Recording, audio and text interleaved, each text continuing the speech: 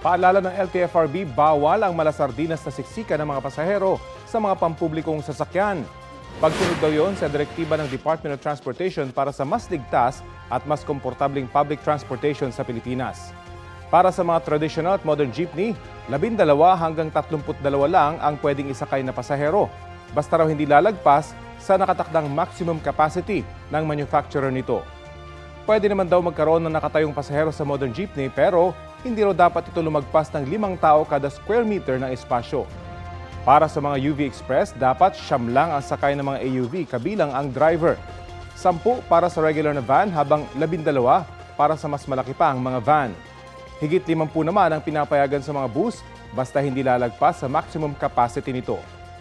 Tulad sa modern jeep, pinapayagan din ang mga nakatayong pasahero pero limitado lang. Bawal naman ito kapag mahaba ang biyahe. Ang mga lalabag, pagmumultahin at posible pang bawian ng Certificate of Public Convenience.